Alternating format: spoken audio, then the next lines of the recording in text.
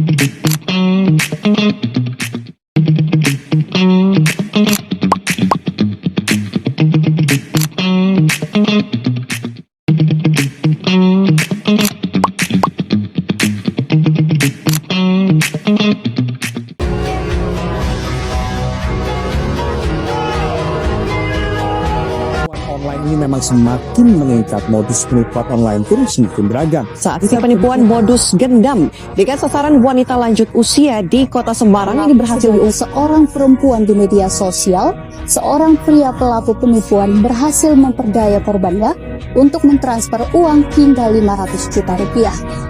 Pemirsa, kenapa Indonesia menjadi markas bagi para pelaku penipuan online atau yang disebut juga dengan telecommunication fraud oleh warga negara asing?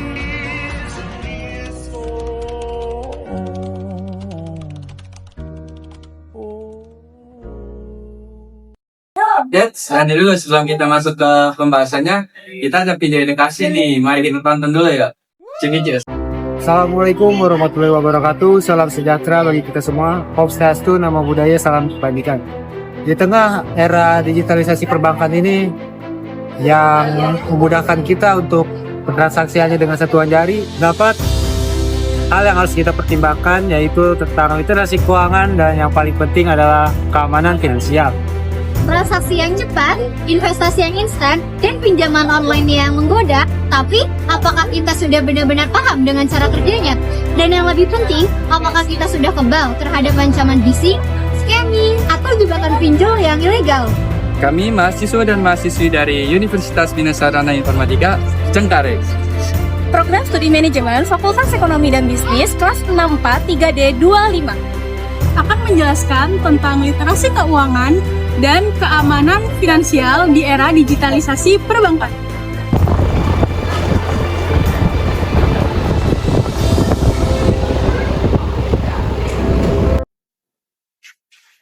Ki, apa kabar? Alhamdulillah baik. Lu gimana kabarnya? Baik. Lu dari mana? Dari tadi. Saya lo. Ada apa nih? Dari Blok M ini, habis makan tadi gua. Makan gultik lu ya? Yoi, Anjir. Gultikor lah. Nggak bawa buat gua. Aduh, nggak bawa gua. POS nggak apa-apa. Kacau ya.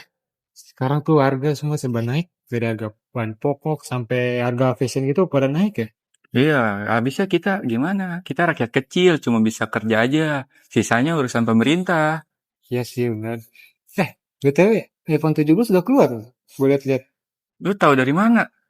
Kemarin sih gue lihat ada influencer tuh giveaway, lakuin giveaway iPhone 17. Siapa yang ngadain giveaway? Kalau nggak salah siapa ya? Oh, Baim Weng. Kebetulan gue juga ikutan di situ. Nah, nih. Menang gue nih tuh. Serius, dicek lagi, Be. Siapa tahu penipuan. Asli nih. Lihat PP-nya aja muka dia. Tuh, gue disuruh ngisi link. Gue isi dulu dah. Lumayan, HP baru. Kata gue mending lu cek lagi dah. HP baru. Ya, lu mah nggak percayaan sama gue. Oke, udah lihat kirim. Siap menerima HP baru. A few moments later. BTW, di PIK tuh katanya mau ada instant project ya? Project apa tuh kalau boleh tahu gue? Gua nggak tahu, katanya sih mau bikin PIK 3. Loh? Kenapa? Ini kok saldo ATM gua ada penarikan? Lu sih dibilanginnya nggak percayaan sama gue. Terus sih gua dicat sama pinjamku pencairan dana. Waduh, lu sih. Nah ya. Aku hari Minggu mau healing ke pantai tahu. Kalian mau kemana hari Minggu? Aku sih ada acara di gereja ya. Aku sih nggak kemana-mana. Kayaknya dia enak banget gak sih rebahan di rumah. Kamu nggak mau ngajak aku ke pantai? Bentar, ini ada yang telepon, tapi aku nggak tahu nomornya. Angkat dia. Coba. Coba deh. Aku speaker kali ya. Oke. Halo, selamat siang. Ya, selamat siang. Saya Inspektur Bima dari Polsek Metro Jaya. Maaf, ini panggilan penting dan mendesak. Apakah Anda kerabat dari Eko Panjul? Iya, betul. Saya kakaknya. Kenapa ya? Adik Anda saat ini sudah kami amankan. Dia terlibat dalam kasus tabrak lari serius. Nggak mungkin. Coba Pak, tolong dijelaskan ya. Kayaknya adik saya nggak mungkin deh. Korban mengalami luka berat dan kondisinya kritis. Kami sudah memprosesnya sesuai hukum. Nggak mungkin adik saya seperti itu, Pak. Begini Bu, kami bisa bantu agar kasusnya tidak berlanjut ke penahanan resmi dan kami upayakan mediasi dengan keluarga korban. Tapi ini butuh dana cepat. Keluarga korban meminta ganti rugi segera, tebusannya sekarang 20 juta. Agar adik Anda bisa kami lepas sore ini juga. Serius. Sumpah, aku panik banget. Aku nggak tahu harus ngapain. Kamu tenang dulu. Kamu coba telepon orang rumah dulu. Nggak bisa. Ini masalahnya ada aku. Tenang. Jangan langsung percaya. Bisa jadi itu punya yang lain. Sial, kamu pasti dulu deh sama orang rumah. Tolong. Sebentar. Waktu kami terbatas Bu, transfer segera ke rekening yang saya sebutkan. Ini adalah rekening khusus penampungan ganti rugi. Kalau dalam 30 menit tidak ada dana, kami lanjutkan proses penahanannya dan kasusnya akan berat. Boleh Pak, saya langsung ke ATM. Kira-kira Bapak bisa sebutin nggak nomor ATM-nya berapa? Baik Bu, saya akan sebutkan nomor rekeningnya itu 12345. Oke. Saya langsung OTW ke bank. Nanti Bapak tungguin dulu ya Pak. Oke, baik. Terima kasih ya Pak. Dulu. Sini nggak bisa dengerin omongan kita. Duh, kayak kita harus kejar dia deh. Yuk kita samperin sampai transfer. Yuk kita samperin. Terima kasih sudah menonton video kami. Semoga video kami bermanfaat dan dapat mencegah masyarakat dari maraknya penipuan.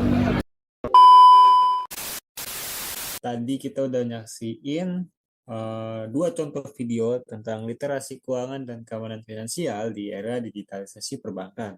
Nah, kali ini kita mau lebih ngulik lagi nih tentang materi tersebut. Untuk materi seperti apa, kita langsung aja. Ada pendahuluan yang akan dibacakan oleh Rifki. Oke, Fadli, makasih atas kesempatannya ya. Sini saya akan menyampaikan tentang bab 1 yaitu pendahuluan.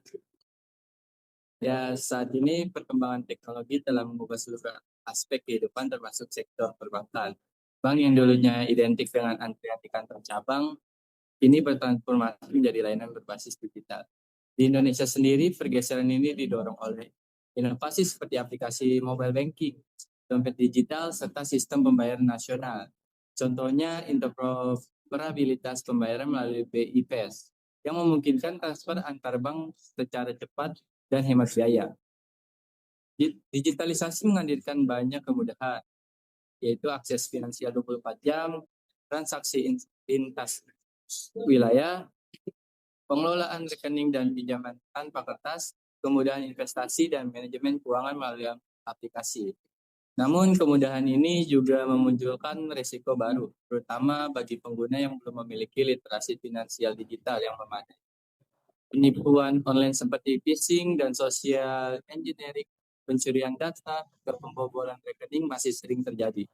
Banyak kasus menunjukkan bahwa korban bukan hanya rugi uang, tetapi juga kehilangan data pribadi yang dimanfaatkan lebih jauh ke kejahatan finansial. Oleh sebab itu, literasi keuangan di era digital tidak hanya bisa mengatur uang, tetapi juga untuk memahami produk dan layanan keuangan digital, mengenali risiko transaksi online, dan mampu menjaga keamanan data serta akun finansial. Oke, boleh di next. Dan tujuan dari makalah yang kita buat yaitu yang pertama menjelaskan konsep literasi keuangan di era digital, dan yang kedua menganalisis perkembangan digitalisasi perbankan di Indonesia, yang ketiga mengidentifikasi risiko keamanan finansial digital, dan yang keempat memberikan solusi dan rekomendasi bagi pemerintah dan masyarakat. Selanjutnya akan dijelaskan oleh Kalolita. Baik, terima kasih Rifki. Silakan untuk Kalolita untuk menjelaskan tentang materi selanjutnya. Baik, pada slide berikutnya, rumusan masalah. Rumusan masalah ini kami menjabarkan 4 hal utama yang menjadi fokus pembahasan dalam presentasi kami. Rumusan masalah yang pertama adalah, apa peran literasi keuangan dalam pengelolaan keuangan digital? Di era saat ini, hampir seluruh kegiatan keuangan dilakukan secara digital, seperti pembayaran, investasi, hingga peminjaman. Karena itu, literasi keuangan sangat dibutuhkan agar masyarakat dapat mengelola uang dengan bijak, memahami resiko, serta menghindari kesalahan penggunaan layanan digital. Rumusan masalah yang kedua adalah, bagaimana perkembangan perbankan digital di Indonesia? Pertanyaan ini membantu kami melihat bagaimana bank bertransformasi dari layanan manual menuju layanan digital melalui aplikasi. Kami ingin mengetahui bagaimana inovasi yang dilakukan perbankan, seberapa cepat perkembangannya, serta dampaknya terhadap kebiasaan masyarakat dalam berinteraksi. Rumusan masalah ketiga, apa saja risiko keamanan finansial digital? Meski digitalisasi membawa kemudahan, ada beberapa bagian ancaman seperti phishing, penipuan online, penyalahgunaan data, dan serangan cyber. Melalui rumusan ini, kami ingin memahami jenis-jenis risiko yang sering muncul dan bagaimana risiko tersebut mempengaruhi keamanan pengguna. Dan rumusan masalah keempat adalah bagaimana solusi untuk meningkatkan literasi dan keamanan finansial. Bagian ini tidak hanya melihat masalah, tetapi juga menawarkan langkah-langkah yang dapat dilakukan pemerintah, lembaga keuangan, dan masyarakat untuk memperkuat pemahaman, meningkatkan kewaspadaan, serta mencegah terjadinya kejahatan digital. Dengan demikian, masyarakat bisa merasakan manfaat teknologi digital tanpa mengorbankan keamanan. Selanjutnya, pada slide berikutnya, saya akan menjelaskan proses penyusunan dalam presentasi ini. Tahap pertama yang kami lakukan adalah mengidentifikasi fenomena digitalisasi perbankan. Kami melihat perubahan besar yang terjadi dalam dunia keuangan, termasuk munculnya layanan perbankan digital, peningkatan penggunaan mobile banking, dan semakin banyaknya masyarakat yang beralih ke transaksi digital. Tahap berikutnya adalah pengumpulan data. Kami mengumpulkan informasi dari OJK, Bank Indonesia, Kominfo, serta beberapa jurnal dan referensi akademik. Dari sumber-sumber ini, kami memperoleh data mengenai perkembangan digital banking, tingkat literasi keuangan masyarakat, serta kasus-kasus keamanan finansial yang terjadi. Tahap yang ketiga adalah analisis fenomena keamanan finansial dan literasi masyarakat. Pada bagian ini, kami meninjau bagaimana masyarakat menggunakan layanan digital, sejauh mana pemahamannya terhadap keamanan, serta apa saja risiko yang sering mereka hadapi. Analisis ini penting untuk mengetahui bagian mana yang perlu diperbaiki. Dan tahap terakhir adalah menyusun hasil temuan ke dalam bentuk presentasi dengan pendekatan deskriptif. Maksudnya, kami menyampaikan informasi secara runtut, jelas, dan berdasarkan fakta sehingga mudah dipahami oleh audiens. Oke, terima kasih Kak Lolita. Untuk slide selanjutnya akan dibacakan oleh Kak Vika. Silakan Kak Vika tentang solusi dan strategi peningkatannya seperti apa. Ya, baik, terima kasih atas kesempatannya. Pada slide ini saya akan menjelaskan tentang solusi dan strategi peningkatan. Kita melihat berbagai solusi dan strategi yang dapat dilakukan untuk meningkatkan literasi keuangan dan keamanan finansial digital di Indonesia. Yang pertama adalah kolaborasi antara pemerintah, perbankan, dan fintech. Kerjasama ini penting untuk menciptakan standar keamanan dan edukasi yang seragam bagi masyarakat. Lalu selanjutnya diperlukan edukasi dan literasi keuangan digital yang menjangkau seluruh lapisan masyarakat, tidak hanya di kota besar, tetapi juga hingga ke daerah terpencil. Setelah itu, ada pengembangan infrastruktur yang aman dan inklusif, juga sangat penting agar setiap masyarakat dapat mengakses layanan digital dengan nyaman dan tanpa hambatan. Lalu, kita juga memerlukan meningkatkan kesadaran masyarakat dalam menjaga data pribadi, karena faktor kelalaian pengguna sering menjadi penyebab utama kebocoran data. Dan terakhir, penguatan sistem keamanan data nasabah dari pihak lembaga keuangan adalah kunci untuk mencegah potensi kejahatan digital. Bisa di next. Oke, selanjutnya saya juga akan menyampaikan evaluasi. Dari evaluasi yang dilakukan, terdapat beberapa temuan penting, yaitu yang pertama adalah literasi keuangan masyarakat memang meningkat, namun kesadaran terhadap keamanan digital masih relatif rendah. Banyak pengguna yang mengabaikan hal-hal dasar seperti mengganti password atau waspada terhadap phishing. Kemudian, sistem keamanan digital sebenarnya sudah cukup baik, namun sering kali tidak diimbangi oleh kebiasaan pengguna yang masih lalai. Lalu program edukasi pun belum merata, khususnya di daerah terpencil yang diakses terhadap teknologi masih terbatas. Selain itu, regulasi perlu ditegakkan secara konsisten agar semua pihak, baik lembaga keuangan maupun pengguna, mengikuti aturan yang berlaku demi menciptakan ekosistem digital yang aman. Terima kasih. Selanjutnya dilanjutkan oleh teman saya. Selanjutnya ada penutup dan saran yang akan dibacakan oleh Kak Cindy. Silahkan Kak Cindy buat bacakan. Ya, terima kasih Fadli untuk kesempatannya. Di sini sebagai penutup, saya mengambil kesimpulan bahwa dari pembahasan yang tadi sudah dibahas oleh teman-teman saya, dapat kita simpulkan bahwa literasi keuangan dan keamanan finansial digital itu memiliki keterkaitan yang sangat amat erat.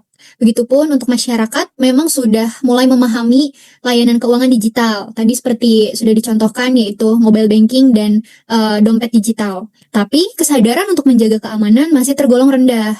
Selain itu, sistem keamanan perbankan pun sebenarnya sudah cukup baik. Namun seringkali justru itu disalahgunakan dan lalai dalam menjaga data pribadi.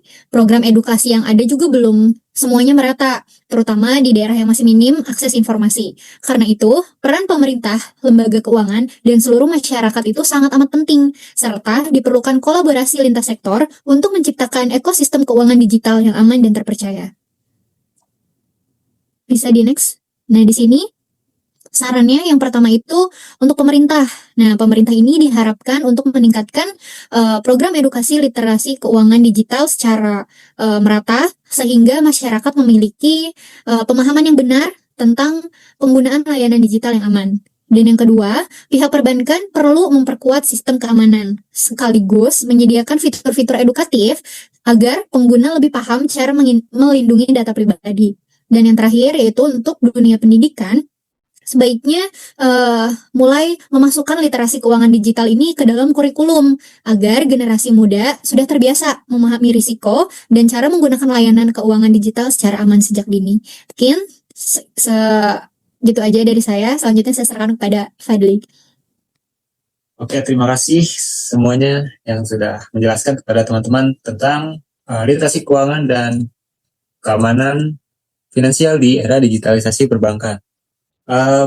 Poin pentingnya adalah semakin tingginya literasi keuangan kita, maka harus diiringi juga dengan keamanan finansial yang harus lebih teliti lagi dalam